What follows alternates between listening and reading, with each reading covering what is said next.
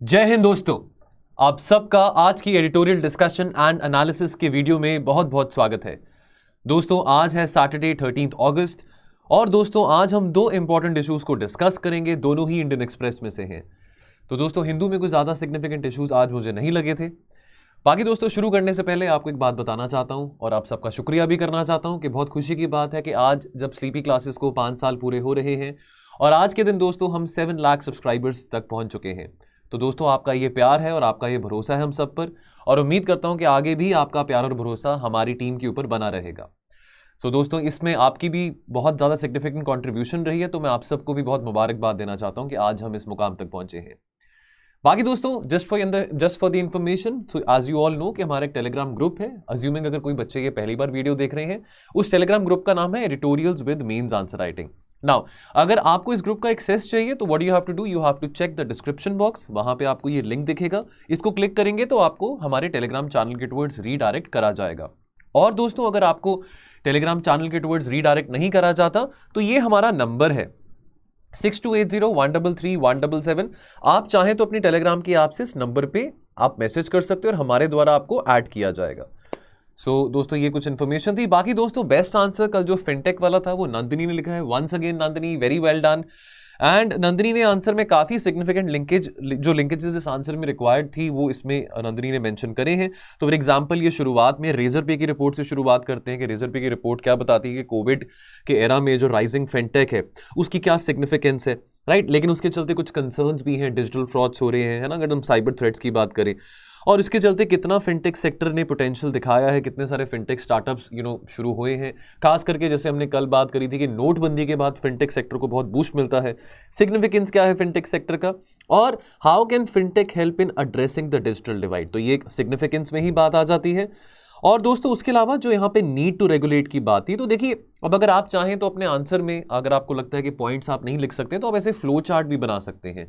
Again the idea is कि जो आपका कंटेंट है, कई बार हमारे पास कंटेंट बहुत ज्यादा होता है लेकिन उस कंटेंट को हम 7 से 8 मिनट में नहीं लिख पाते हैं, और कई बार होता है कि हमारे पास कंटेंट बहुत अच्छा होता है लेकिन कंटेंट को प्रेजेंट नहीं कर पाते हैं। ठीक है, डिसेंट हैंड राइटिंग हो, हम ये नहीं कहते कि बहुत ही एक्सपर्ट हैंड राइटिंग हमारी होनी चाहिए, लेकिन कंटेंट ऐसा हो जैसे आप उसको प्रेजेंट करें तो पढ़ने में अच्छा लगे। और अंत में एक बड़ा अच्छा वे फॉरवर्ड भी यहाँ पे नंदिनी ने आंसर में मेंशन करा है। आप इस आंसर को टेलीग्राम की ऐप पे भी पढ़ सकते हैं, हम इसको पिन कर देंगे शाम को ना। दोस्तों एक और आपको बात बताना चाहता हूं आज की चर्चा शुरू करने से पहले कि आज के एडिटोरियल डिस्कशन में क्वेश्चन ऑफ द डे नहीं होगा, राइट। चलिए तो पहला जो आर्टिकल है ये सुहास पालचेकर ने लिखा है। थोड़ा क्रिटिसिज्म की बात यहां पे वो करते हैं। देखिए दोस्तों, चाहे न्यूज़पेपर इंडियन एक्सप्रेस है, चाहे हिंदू है, चाहे वो कोई भी न्यूज़पेपर है, हर किसी के अपने व्यूज होते हैं। तो कोई सरकार की पॉलिसीज को, सरकार की योजनाओं को क्रिटिसाइज भी करता है, कोई नहीं भी करता। इरिस्पेक्टिव ऑफ द फैक्ट हम हर किसी के व्यूज यहां पे पढ़ते हैं और हर किसी के व्यूज को एनालाइज करते हैं। अब सुहास पालचेकर एक बहुत जाने माने इंडियन पॉलिटिकल साइंटिस्ट हैं।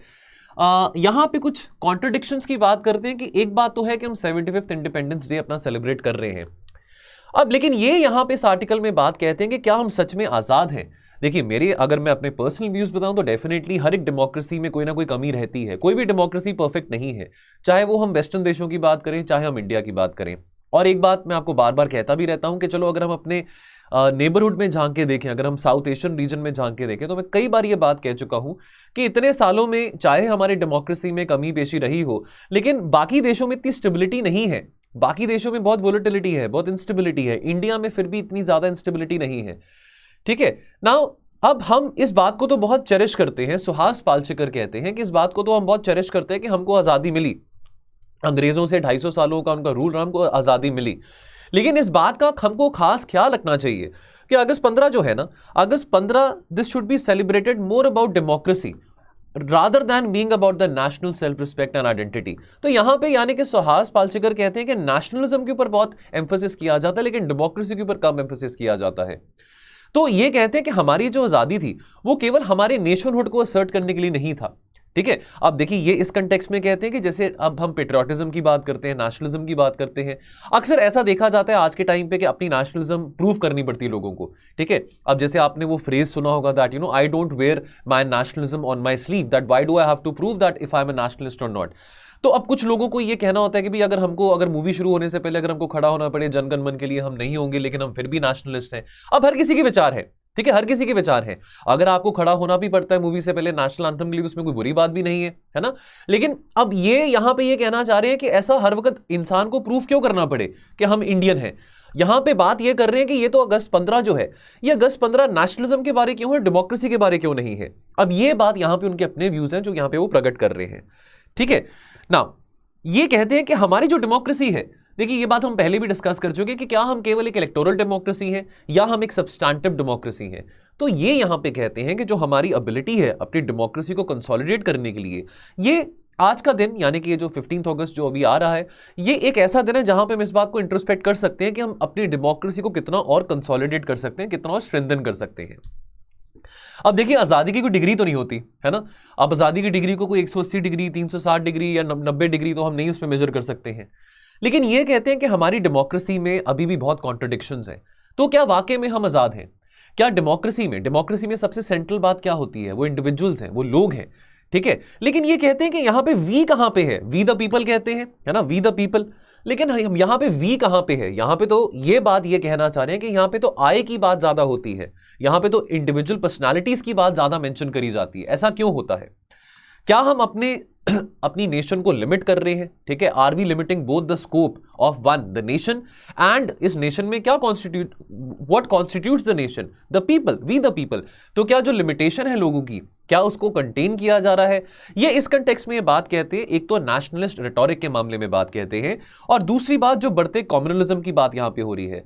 लेकिन फिर एक सवाल और आता है दोस्तों, अगेन हम ये एडिटोरियल पढ़ रहे हैं, हमको ये नहीं कि सारी की सारी बातें हमको माननी है जो वहां पे लिखी है। लेकिन एक और बात आती है कि कम्युनलिज्म इस तरह का अगर हम बात करें, इस तरह के जो दंगे होते हैं, अगर हम सांप्रदायिकता की बात करें, तो क्या ये पहले नहीं होते थे? ये आज ऐसा तो नहीं कि आज की सरकार में हो रहे हैं, पहले भी होते थे। ठीक है, तो लेकिन हर कोई अपने व्यूज प्रकट करता है। तो यहां पे कॉन्ट्रडिक्शन की बात करते हैं कि अगर डेमोक्रेसी जो है अगर वो सेकेंडरी है टू द नेशन, तो वो जो आइडिया है लोगों का, आइडिया ऑफ द पीपल है, उसको अंडरमाइन करता है। बिकॉज लोग ही तो हैं जो कि नेशन को बनाते हैं। और अगर लोग, अगर इंडिविजुअल्स, अगर वो डेमोक्रेटिक फील नहीं करते, अगर डेमोक्रेसी स्ट्रेंथन नहीं है, अगर डेमोक्रेसी केवल सिर्फ वोट करने तक सीमित है, तो definitely democracy is less than the nation. ये बात यहां पे वो कहना चाह रहे हैं। नाउ कॉन्स्टिट्यूशन की बात करें, हमको बहुत प्राइड है अपने कॉन्स्टिट्यूशन में, है ना।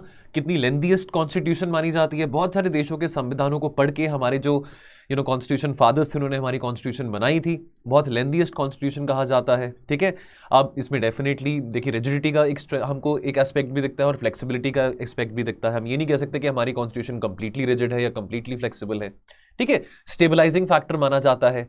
बहुत उम्मीदें हमारे कॉन्स्टिट्यूशन डॉक्यूमेंट्स में रखी गई थी, जो हमारे फाउंडिंग फादर्स थे, उन्होंने काफ़ी उम्मीदें रखी थी आने वाली पीढ़ियों से, कि अगर हम सोशल इक्वालिटी की बात करें, इकोनॉमिक इक्वालिटी, पॉलिटिकल इक्वालिटी, लेकिन क्या केवल कॉन्स्टिट्यूशन को अडॉप्ट करने से क्या हमने वो चीज़ अचीव कर पाए हैं? क्या हम सच में वो सोशल और पॉलिटिकल एम्पावरमेंट अचीव कर पाए हैं?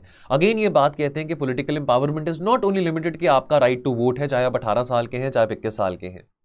ठीक है, क्या ये बात अगेन यहां पे प्रकट करना चाहते हैं कि ये जो अब देखिए दोस्तों, ये जो बातें हैं, ये बातें अगेन हम थोड़ा एस्से के मामले में भी यूज कर सकते हैं, है ना। ये कंटेंट हम थोड़ा एस्से के मामले में यूज कर सकते हैं, अगर इस तरह का कोई हमको एस्से में कोई ऐसी थीम आती है related to this particular subject.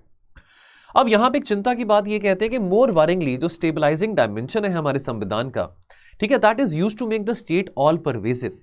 ठीक है, तो ये बात यहां पे कर रहे हैं कि कॉन्स्टिट्यूशन के चलते क्या स्टेट ज्यादा स्ट्रेंथन हो रही है, लोग स्ट्रेंथन नहीं हो रहे हैं, क्या स्टेट के पास ज्यादा पावर आ रही है? ठीक है, अब अगर ट्रांसफॉर्मेशन की बात करते हैं, गुड गवर्नेंस की बात करते हैं, तो क्या कॉन्स्टिट्यूशन सक्सेसफुल है गवर्नेंस को ट्रांसफॉर्म करने में?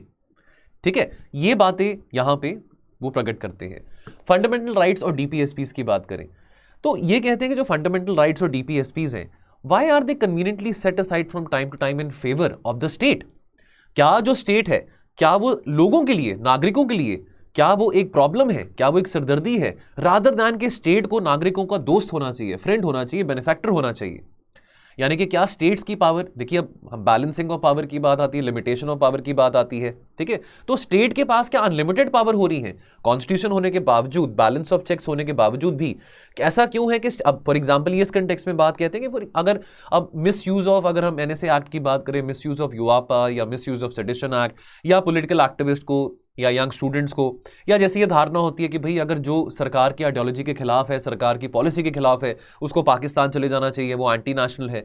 इस तरह का माहौल, इस तरह का पोलराइज्ड माहौल ये बढ़ रहा है, काफी सालों से बढ़ रहा है। अब हमारी पॉलिटिकल आइडियोलॉजी कुछ भी हो सकती है, लेकिन इस आर्टिकल में अगेन मैं रिपीट करूंगा बात, सुहास पालसेकर ये कह रहे हैं कि इस तरह का माहौल क्यों बढ़ रहा है।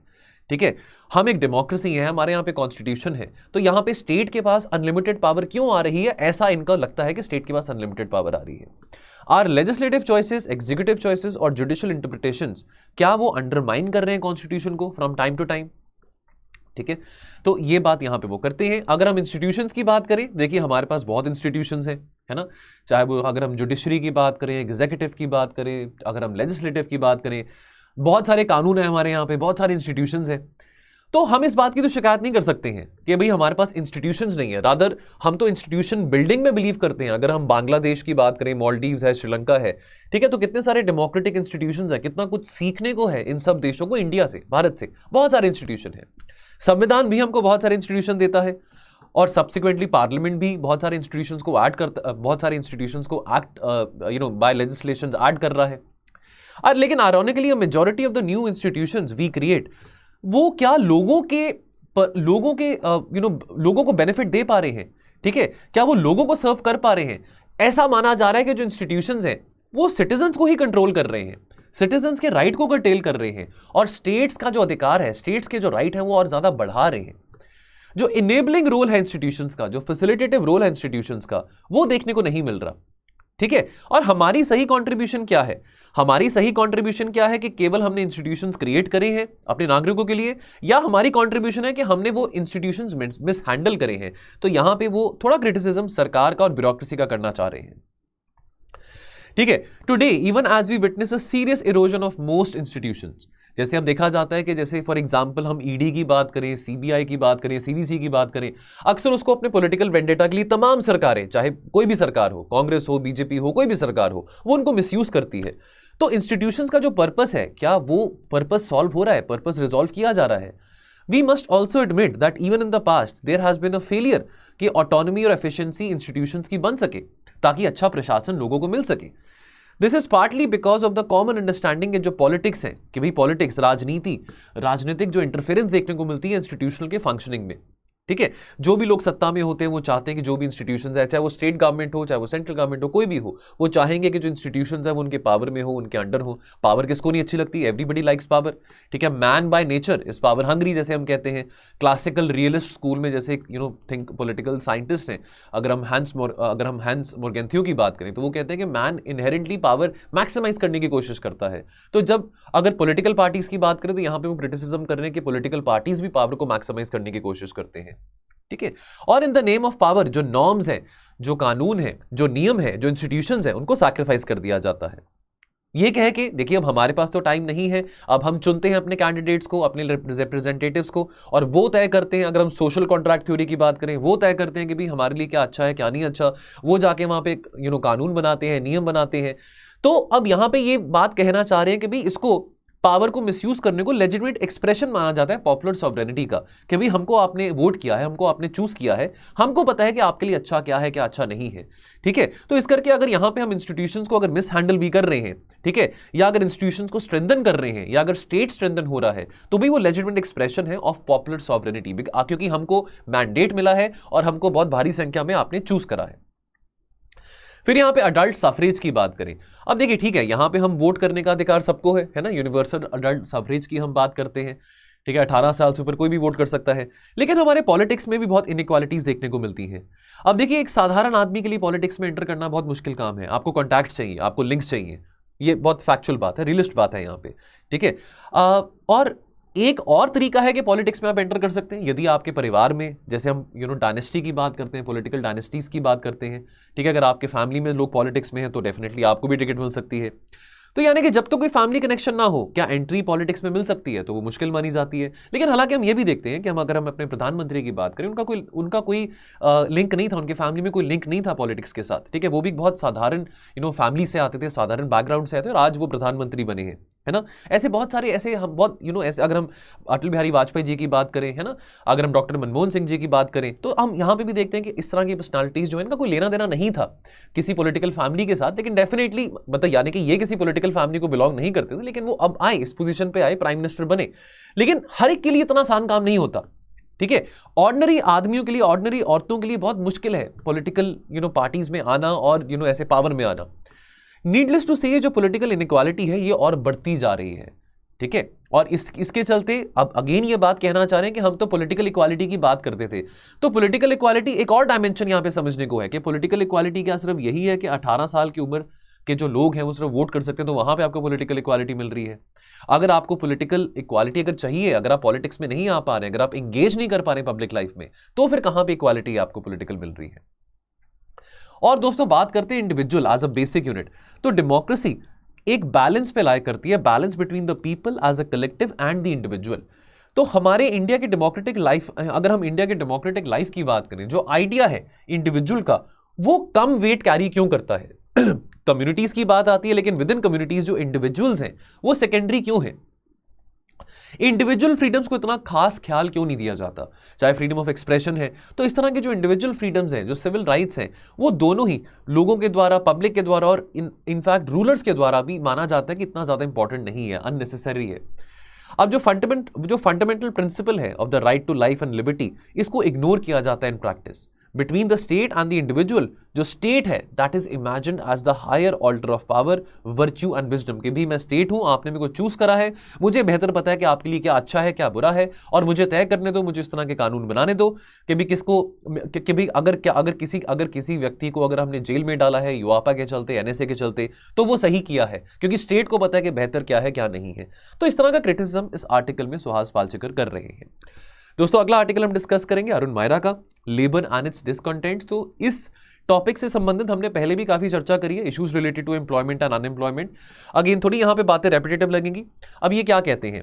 अब ये कहते हैं कि देखिए अब हम ग्रोथ तो बहुत कर रहे हैं, इकोनॉमिक ग्रोथ तो देखिए हमने काफी अब देखी है, अब हम 30 ईयर्स 1991 से लेकर आज तक की बात करें तो हमने जो लिबरलाइजेशन, प्राइवेटाइजेशन, ग्लोबलाइजेशन के चलते आज हम एक डिफरेंट इंडिया है, हम वो इंडिया नहीं, हम सोशलिस्टिक इंडिया नहीं, आज हम मार्केट ओरिएंटेड रिफॉर्म्स के टुवर्ड्स चल रहे हैं, इकोनॉमिक ग्रोथ देख रहे हैं। लेकिन जहां पे इकोनॉमिक ग्रोथ हो रहा है, क्या वहां पे क्वालिटी ऑफ जॉब क्रिएशन हो रहा है? और जिस तरह की जॉब्स जो लोग कर रहे हैं, क्या वो अच्छी क्वालिटी की जॉब्स हैं? चलो पैंडेमिक था या नहीं था, लेकिन उससे पहले भी और आज भी लोग अनसर्टेनिटी में रह रहे हैं, लोग अपनी नौकरियों से खुश नहीं है, पुअर वर्किंग कंडीशंस है जहां पे वो एम्प्लॉय किए जाते हैं। तो ऐसा क्यों हो रहा है? अब ईज ऑफ डूइंग बिजनेस की बात आती है, तो सरकारों की कोशिश रहती है कि कैसे हमारा जो रैंक है वो ईज ऑफ डूइंग बिजनेस में बेहतर हो, लेकिन ईज ऑफ क्रिएटिंग जॉब्स के ऊपर एम्फसाइज क्यों नहीं किया जाता?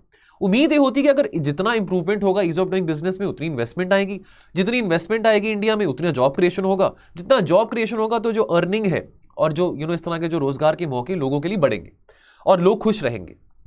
लेकिन in this theory large and formal enterprises create good jobs and labour laws must be flexible to attract investment. तो ये बात यहां पे कहना चाह रहे हैं कि जो लेबर लॉस है, लेबर लॉस केवल अट्रैक्टिव या फ्लेक्सिबल एम्प्लॉय क्रिएशन के लिए जब बात आती है तो सिर्फ एम्प्लॉयर्स के लिए क्यों है ना? यानी कि जो कंपनीज हैं, जो जहां से हम इतनी सारी इन्वेस्टमेंट अट्रैक्ट कर रहे हैं, तो लेबर लॉ सिर्फ उनके लिए अट्रैक्टिव क्यों बनाए जा रहे हैं? जो वर्कर्स हैं, है ना, जो एम्प्लॉयर्स हैं, उनके लिए क्यों नहीं अट्रैक्टिव बनाए जा रहे हैं? और इन्वेस्टर्स का यह कहना है कि लेबर लॉज जो है वो लेबर को बहुत ज्यादा प्रोटेक्ट करते हैं, इन्वेस्टर्स को इतना प्रोटेक्ट नहीं करते हैं। ऐसा क्यों है? ये बात यहां पे सवाल उठा रहे हैं। अब लेबर लॉस की बात करें तो वो बहुत सारे सब्जेक्ट्स को कवर करते हैं, तो चाहे वो पेमेंट ऑफ वेजेस हैं, सेफ्टी कंडीशंस हैं, सोशल सिक्योरिटी है, टर्म्स ऑफ एम्प्लॉयमेंट है, डिस्प्यूट रेजोल्यूशन है। तो पीछे भी रिसेंटली रिपोर्ट आई थी, the V V Giri national labour institution की इंटरव्यू रिपोर्ट आई थी, impact assessment study of the labour reforms undertaken by the states. अब ये रिपोर्ट फोकस करती है on the reform of the industrial disputes act. अब इस रिपोर्ट की फाइंडिंग्स की बात करें तो 6 राज्यों पे इस रिपोर्ट ने फोकस करा है, खास करके जिन राज्यों ने लेबर रिफॉर्म्स के चलते काम करा है, राजस्थान, महाराष्ट्र, आंध्र, तमिलनाडु, झारखंड और उत्तर प्रदेश। अब ये रिपोर्ट रिमाइंड करती है कि जो लेबर लॉज है ना, ये केवल एक फैक्टर है जो कि बिजनेस इन्वेस्टमेंट के चॉइसेस को, डिसीजन को इंपैक्ट करते हैं। इन्वेस्टर्स ऐसे नहीं जाते हैं मार्केट में लोगों को हायर करने के लिए और ताकि भी आज हायर करें तो कल उनको फायर कर देंगे, है ना।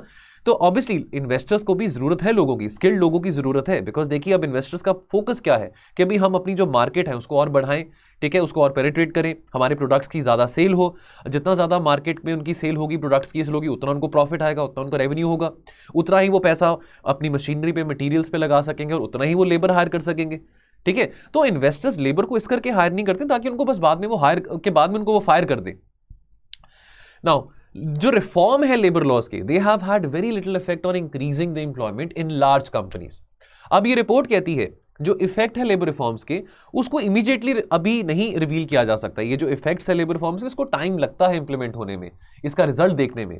तो फॉर एग्जांपल राजस्थान ने सबसे पहले लेबर रिफॉर्म्स इंप्लीमेंट करे थे, लेकिन अभी भी राजस्थान में इतना बेनिफिट देखने को नहीं मिल रहा। अगर हम नेशनली बात करें, अगर हम ऐसे अगर इंडिया वाइज बात करें, तो जो शेयर ऑफ एम्प्लॉयमेंट है, अगर हम मैन्युफैक्चरिंग प्लांट्स की बात करें, एम्प्लॉइंग मोर देन 300%, तो वो इंक्रीज करा है from 51.1% to around 55.3% between 2010 to 2014-15। लेकिन अगर हम 2017-18 के बाद का पीरियड की बात करें, तब इतना इंक्रीमेंट देखने को नहीं मिला है, केवल 1% का इंक्रीमेंट देखने को मिला है, जहां पे पिछले 5 सालों में 5%, 4% का इंक्रीमेंट देखने को मिला था, लेकिन पिछले कुछ सालों में इतना इंक्रीमेंट देखने को नहीं मिला है। परहैप्स कुछ जो राज्य हैं, they have made boulder reforms favourable for the employers, यानी कि एम्प्लॉयज के लिए कम रिफॉर्म्स ऐसे फेवरेबल रखे, लेकिन एम्प्लॉयर्स के लिए ज्यादा फेवरेबल रिफॉर्म्स रखे हैं, एम्प्लॉयज को ज्यादा एम्फसाइज नहीं करा।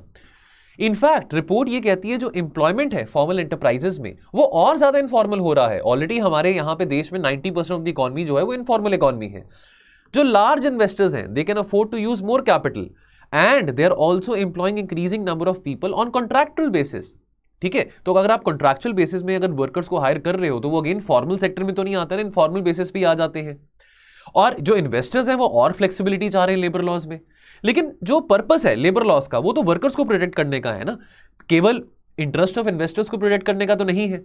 तो ये जो बेनिफिट्स है रिफॉर्म्स के, ये वर्कर्स को कम देखने को मिल रहे हैं और इन्वेस्टर्स को ज्यादा देखने को मिल रहे हैं। तो कंक्लूजन की बात करें तो कंक्लूजन बहुत साफ है, जो गैप है बिटवीन कहां हमारी इकोनॉमी को होना चाहिए था और कहां पे है, वो गैप बढ़ता जा रहा है। ये बात हमने पहले भी डिस्कस करी थी कि अगर हम 80 के डेकेड की बात करें, बिटवीन 80s और 90s, 1% जीडीपी ग्रोथ के चलते 2 लाख नौकरियों का जनरेशन होता था। उसके बाद अगर हम 1992-2000 की बात करें, एलपीजी रिफॉर्म्स आए, तो इकोनॉमिक ग्रोथ हमने बहुत देखी पिछले 25 सालों में, लेकिन जॉब क्रिएशन हर डेकेड के बाद कम देखने को मिल रहा है। यहां तक कि अगर हम फ्रॉम 2000-2010 की बात करें, ये वही डेकेड है जब हमने 9%, 8.5% जीडीपी ग्रोथ देखा था, लेकिन जॉब क्रिएशन इतना नहीं कर पाए थे। और क्योंकि जॉब क्रिएशन इतना नहीं कर पाए थे, तभी करके वो जो फिनोमेना है जॉबलेस ग्रोथ का, वो हम काफी बार सुनते रहते हैं। तो more GDP does not automatically mean कि ज्यादा जो इनकम्स है लोगों की आएंगी, खास करके वो लोग जो कि बॉटम ऑफ द पिरामिड में रहते हैं। तो कंक्लूडिंग नोट में दोस्तों ये बातें समझनी बहुत जरूरी है कि जो रिफॉर्म्स का बेनिफिट है वो किसके लिए है, ताकि लोगों की जिंदगी सुधर सके, ठीक है, लोग अच्छा रोजगार ले सकें, उनकी जो सैलरी है वो ज्यादा बढ़ सके और डिग्निटी के साथ रह सके, गुड क्वालिटी जॉब्स वो कर सके। तो चाहे वो किसान हैं, चाहे वो फैक्ट्री वर्कर्स हैं, या चाहे वो सर्विस एम्प्लॉयज है, वो सभी के लिए बहुत जरूरी है कि वर्किंग कंडीशंस बहुत फेवरेबल रहे और जो लेबर रिफॉर्म्स है they have to be worker friendly rather than being more investor friendly. ये बातें दोस्तों इस आर्टिकल में कंक्लूड करी गई हैं। दोस्तों बाकी जाने से पहले आपके साथ बस यही इन्फॉर्मेशन शेयर करना चाहता हूं दोस्तों, यदि आप हमारे करंट अफेयर्स के कोर्स में एनरोल होना चाहते हैं, जहां पे आपको डेली वीडियो लेक्चर्स प्रोवाइडेड रहेंगे और यहां पे आपको current affairs subject wise prelims और मेंस ओरिएंटेड दोनों तरीके से आपको एनालिसिस देखने को मिलेगा। और दोस्तों जहां पे जो टॉपिक्स करंट अफेयर्स में आपके साथ डिस्कस किए जाएंगे, चाहे वो ज्योग्राफी है, हिस्ट्री है, एनवायरमेंट है, पॉलिटी है, इकोनॉमी है, IR है, उस टॉपिक के संबंधित अगर कोई PYQ भी आया है यूपीएससी में प्री में या मेन्स में, उसकी चर्चा भी करी जाएगी। तो दोस्तों इस कोर्स को अवेल करने के लिए आप हमारे इस टोल फ्री नंबर पे कॉल कर सकते हैं। एंड सिमिलरली हमारा एक और कोर्स है, अगर आप चाहें तो अपने इंडिविजुअल बंडल ऑफ कोर्सेज को भी क्रिएट कर सकते हैं। सो दोस्तों अगर आपको लगता है कि आपका कोई सब्जेक्ट वीक है, तो आप वो सब्जेक्ट को चूज कर सकते हैं, कोई एक सब्जेक्ट हो, 2 हो, 3 हो, दैट इज योर चॉइस। और उस सब्जेक्ट से जो पर्टिनेंट है आपको कंटेंट जो मिलेगा, वीडियो लेक्चर्स भी मिलेंगे, PDF भी मिलेगा, प्रीलिम्स और मेंस ओरिएंटेड आपको कंटेंट मिलेगा और साथ के साथ आपको मंथली करंट अफेयर्स भी मिलेंगे। दोस्तों ऑन दैट नोट मैं आपसे अलविदा लेता हूं और दोस्तों हम मिलेंगे अब ट्यूसडे को, इंडिपेंडेंस डे पे हम छुट्टी करते हैं। और दोस्तों आप सबको इंडिपेंडेंस डे की बहुत बहुत शुभकामनाएं। मिलेंगे दोस्तों हम ट्यूसडे को 16 अगस्त को। आप अपना ख्याल रखिए और पढ़ते रहिए। Thank you so much. जय हिंद।